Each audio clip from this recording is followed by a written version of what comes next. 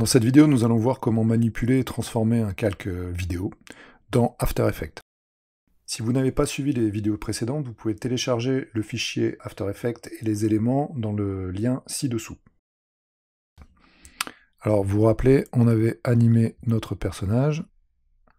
Donc on a à nouveau les images clés qui sont là. Je n'en ai plus besoin, donc pour les masquer, je peux utiliser la petite flèche qui est sur le côté et refermer tout ça. Ou alors appuyer sur U. Alors si j'appuie sur U, je n'ai que les calques où il y a des images clés, je rappuie sur U et ça va fermer mon calque. Donc U, c'est le raccourci pour afficher ou masquer les images clés qu'on a déjà traitées. Bien, nous on va s'occuper du calque vidéo, donc je vais masquer mon image et mon poster. Donc vous vous rappelez qu'on a importé ce calque vidéo qui est plus grand que ma composition, ce qui va nous permettre de le transformer. Alors je vais déjà faire un petit play pour voir ce que ça donne. Vous voyez qu'il y a des nuages qui traversent l'écran, et comme il est plus grand que mon image, je vais pouvoir le déplacer et choisir quelle partie de la vidéo je vais afficher dans mon écran. Alors si on regarde à nouveau notre affiche, on voit qu'on a un ciel un peu plus sombre en bas et un peu plus clair en haut. Moi, ce n'est pas le cas dans ma vidéo, puisque les nuages traversent effectivement cette vidéo.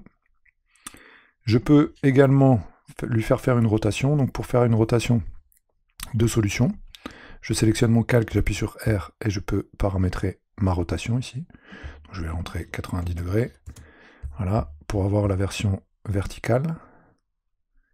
Là, cette fois, les étoiles sont plutôt dans l'autre sens. Je vérifie que les nuages passent là. Non.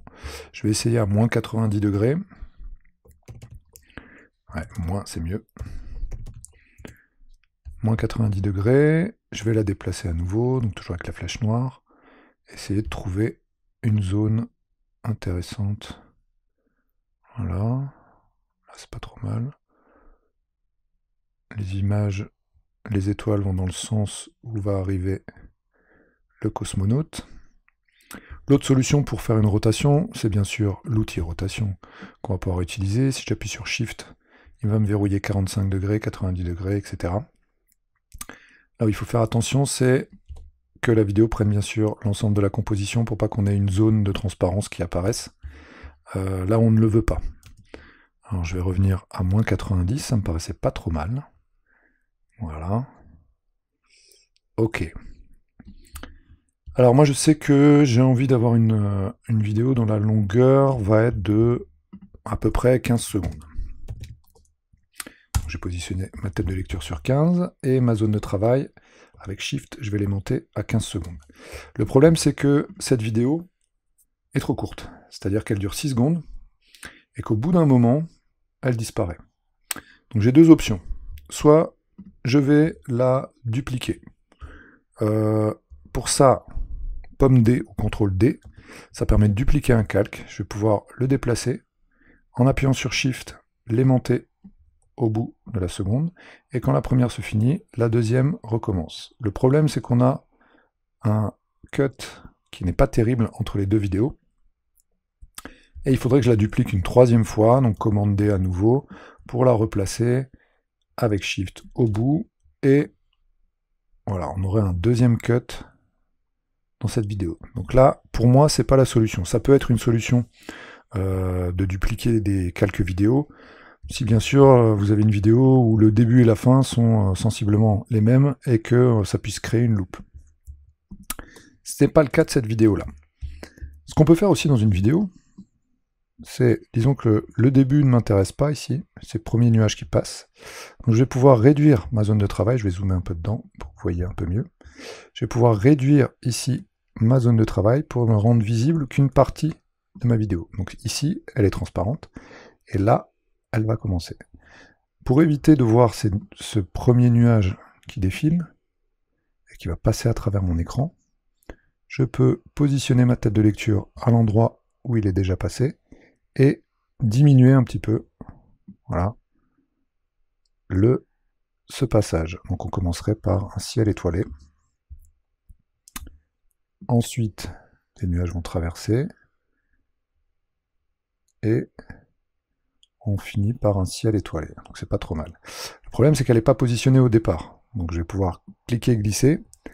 Et toujours avec Shift appuyé, ça permet d'aimanter à la première image, la positionner dans la première image. Mais du coup, ma vidéo est encore plus courte qu'au départ. Pour allonger une vidéo, en fait, on va faire une extension temporelle, c'est-à-dire qu'on va lui dire, la vidéo va être plus lente, ou plus lente, en fait, là, c'est vraiment le cas, plus lente que ce qu'elle est à l'origine. Alors pour ça, on a un petit paramètre qui permet de ralentir la vidéo, l'allonger. Alors ça se passe comme ça, clic droit sur le calque, temps, alors vous voyez qu'on a plein d'options, hein. Chaque calque on peut le transformer en calque 3D, transformer sa géométrie, etc. etc. Nous on va s'intéresser à temps, et ici, extension temporelle. Extension temporelle, ça permet, donc ça nous ouvre une petite fenêtre ici, qui nous permet de changer sa durée. C'est-à-dire que là, on est à 100%. Si je veux qu'elle soit 2 fois plus longue, je vais changer le 100 en 200. J'appuie sur tabulation, et ça me dit que si je le change en 200, elle va durer 11 secondes et 6 images. Moi, il faut qu'elle arrive à 15 secondes. Donc si je veux qu'elle dure 15 secondes, je peux aussi taper ici 15 et 0. 15 et 0 images, et il nous donne le pourcentage d'accélération. Je clique sur Entrée, et j'ai cette fois un calque vidéo qui va être beaucoup plus lent, il faut le temps qu'il calcule, hein, mais qui va durer exactement la durée de ma vidéo. Ah, je vois qu'il y a une image à la fin qui manque, donc je vais recliquer dessus, temps, extension temporelle, et là je vais mettre 15 et 4 images, voilà, pour dépasser un petit peu ma zone là, voilà.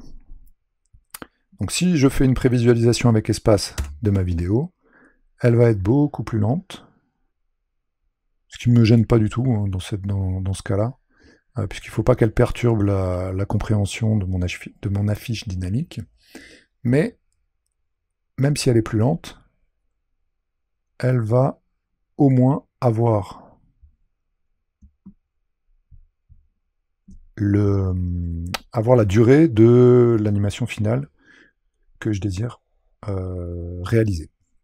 Voilà, donc ça c'est une solution pour transformer une vidéo, pour l'adapter à votre animation, pour l'adapter à la taille de votre composition. Autre paramètre, c'est une vidéo, donc c'est de l'audiovisuel, et elle a du son. Alors, il ne doit pas y avoir énormément de son sur cette vidéo. On voit qu'elle a du son ici par ce petit pictogramme qui représente un haut-parleur. Et alors, si je remets du son sur mon ordinateur et que je fais play, on se rend compte que voilà, le son est quasiment imperceptible. Mais pour être sûr, moi je sais que je vais mettre de la musique par-dessus tout ça, donc je vais décocher cette case pour être sûr qu'il n'y ait aucun son dans ce calque vidéo, et que ça ne parasite pas ce que je mettrai comme musique par-dessus, ou comme bruitage, ou comme voix par-dessus par la suite.